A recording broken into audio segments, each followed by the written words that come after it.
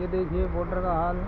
ये टिकरी बॉर्डर दिल्ली, बारिश के कारण बुरा हाल, बाढ़ जैसी स्थिति हो गई है।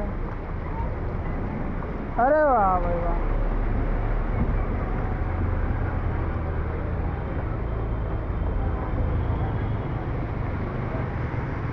ये देखिए बाढ़ जैसे माहौल बन गया है।